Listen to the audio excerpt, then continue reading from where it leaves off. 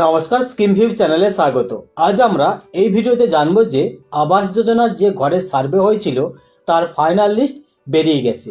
সেটি কিভাবে দেখবেন তা আমি আগের ভিডিওতে আপনাদেরকে দেখিয়েছি, সেইভাবে আপনারা ফাইনাল লিস্ট দেখে নেবেন। এবার বলি, যাদের ফাইনাল লিস্টে নাম আছে তাদের মোবাইল নম্বরে একটি এসএমএস পাঠাচ্ছে সরকার। সেখানে একটি নির্দিষ্ট আইডি থাকছে প্রত্যেকের এবং বলা হচ্ছে যে প্রত্যেককে আধারের ওটিপি ভেরিফিকেশন করতে হবে বা বায়োমেট্রিকের ভেরিফিকেশন করাতে হবে, না হলে কিন্তু ঘরের টাকা পাবেন না। তা ভেরিফিকেশন করাটা কিন্তু প্রত্যেকেরই বাধ্যতামূলক। তা ভেরিফিকেশন কিভাবে করবেন বা কোথায় করবেন সেটাই আমরা এই ভিডিওতে ডিটেলসে জেনে নেব। তাহলে ভিডিওটি খুবই গুরুত্বপূর্ণ, শেষ পর্যন্ত দেখবেন। ভালো লাগলে লাইক করে দেবেন, আর চ্যানেলে নতুন হলে অবশ্যই চ্যানেলটি সাবস্ক্রাইব করে এরকম ভিডিও সবার আগে দেখতে থাকবেন। আবাস প্রকল্পের ভুল এড়াতে ইউনিক আইডি পদ্ধতির সিদ্ধান্ত নিয়েছে রাজ্য সরকার। আবাস প্রকল্পের উপভোক্তাদের জন্য একটি বিশেষ সিদ্ধান্ত রাজ্য সরকারের তরফ থেকে। প্রত্যেক উপভোক্তার জন্য আলাদা একটি ইউনিক আইডি তৈরি করে তবেই টাকা বরাদ্দ করা হবে। নবান্নের নির্দেশ অনুযায়ী প্রতিটি জেলাকে ইতিমধ্যেই এই বার্তা পাঠানো হয়েছে।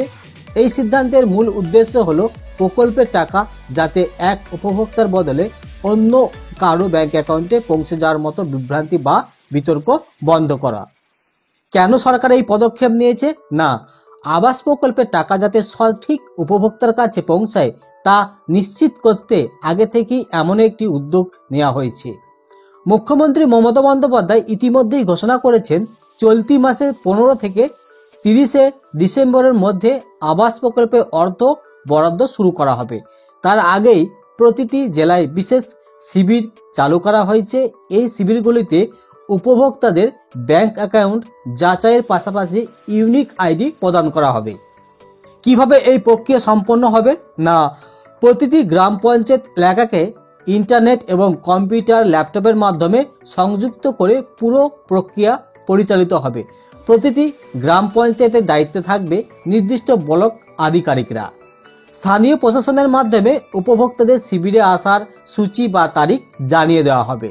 শিবিরে ভিড় নিয়ন্ত্রণ করতে প্রতি শিবিরে 100 থেকে 200 জনের বেশি উপভোক্তাকে রাখা হবে না। উপভোক্তাদের কাছ থেকে আধার কার্ড, ব্যাংকের পাসবই এবং আধার সংযুক্ত মোবাইল নাম্বার জমা দিতে হবে। ওটিপি এবং বায়োমেট্রিক যাচাইয়ের মাধ্যমেই পরবর্তী কাজ সম্পন্ন হবে। যাদের আধার সংযুক্ত মোবাইল নাম্বার নেই তাদের জন্য শুধুমাত্র বায়োমেট্রিক পদ্ধতি ব্যবহার করা হবে। অর্থাৎ যদি কোনো ব্যক্তির আধারের সঙ্গে মোবাইল নাম্বার লিঙ্ক না থাকে সেক্ষেত্রে তারটা ওটিপি দিয়ে হবে না, তারটা বায়োমেট্রিক বা আঙুলের ছাপ দিয়ে ভেরিফিকেশন করিয়ে দেওয়া হবে। তা এই আবাস যোজনার কত টাকা পাওয়া যাবে প্রথম কিস্তিতে? না, আবাস প্রকল্পের উপভোক্তার সংখ্যা প্রায় 12 লক্ষ। তাদের মধ্যে প্রথম কিস্তিতে মাথা পিছু 60,000 করে দেওয়া হবে এবং পরবর্তী কিস্তিতে বাকি টাকা দেওয়া হবে। তা কি ধরনের এসএমএস পাঠাচ্ছে সরকার সেটা আপনারা ডান দিকে দেখতে পাচ্ছেন। মূলত যাদের বাড়ি পাবেন বা ফাইনাল লিস্টে যাদের নাম রয়েছে তাদেরকে একটি এসএমএস করে জানিয়ে দেওয়া হচ্ছে। এখানে বলে রাখি, যাদের মোবাইল নাম্বারটা সঠিকভাবে দেওয়া আছে তাদের মোবাইল নাম্বারেই কিন্তু এই এসএমএসটা যাবে। যদি বাই চান্স এসএমএস না যায় সেক্ষেত্রে যদি আপনার ফাইনাল লিস্টে নাম থাকে আপনি সরাসরি ক্যাম্পে যেয়ে আপনার বায়োমেট্রিক দিয়ে এই ভেরিফিকেশনটা করিয়ে নেবেন। তারপর বলি কবে আসবে এই মেসেজ। যদি আপনার নাম ফাইনাল লিস্টে থাকে তাহলে আপনার এসএমএস 13 ডিসেম্বরের মধ্যে চলে আসবে, যদি মোবাইল নাম্বারটা ঠিকঠাক দেওয়া থাকে। যদি মোবাইল নাম্বার ঠিকঠাক দেওয়া না থাকে বা রিচার্জ না থাকে বা এসএমএস না আসে সেক্ষেত্রে কিন্তু আপনার ভয় পাওয়ার কোনো কারণ নাই। আপনি ক্যাম্পে যেয়ে আপনার ভেরিফিকেশনটা করিয়ে নেবেন। তা আপনার এসএমএস না আসে সেক্ষেত্রে আপনি পঞ্চায়েত বা বিডিও অফিসে গিয়ে আপনার নাম যদি ফাইনাল লিস্টে থাকে তাহলে চেক করিয়ে নেবেন। তারপর বলি ক্যাম্প কবে থেকে হবে? না, অ্যাকাউন্ট নাম্বার ভেরিফিকেশন এবং ওটিপি ভেরিফিকেশন করার জন্য পঞ্চায়েতে একটি করে ক্যাম্প করা হবে। এই ক্যাম্পগুলি 14 ডিসেম্বর পর্যন্ত হবে বা তার পরবর্তী ক্ষেত্রেও হতে পারে।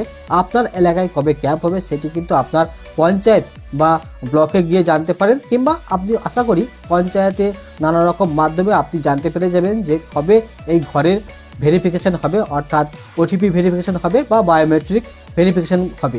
এখানে বলে রাখি, আপনারা যে ডান দিকে এসএমএসটা দেখতে পাচ্ছেন সেখানে দেখবেন একটি লিঙ্ক দেওয়া আছে। সেই লিঙ্কে ক্লিক করেও আপনারা বাড়িতে বসেও এই ওটিপির মাধ্যম দিয়েও এই কাজটি করে নিতে পারবেন। সেক্ষেত্রে আপনি যদি এই লিঙ্কে ক্লিক করেন, সেক্ষেত্রে আপনার মোবাইলের সঙ্গে বা আধারের সঙ্গে যে নাম্বারটি লিঙ্ক আছে সেই আধার নাম্বারের মোবাইলটাতে আপনার একটি ওটিপি যাবে। সেই ওটিপি দিয়েও আপনি এই ভেরিফিকেশন প্রসেসটি কমপ্লিট করে নিতে পারবেন, নিজেরাই করতে পারবেন। তা আশা করি আপনারা বুঝতে পেরেছেন যে কিভাবে এই ভেরিফিকেশন হবে। তা আজকের ভিডিও আপাতত এখন পর্যন্তই। সকলে ভালো থাকবেন, নমস্কার।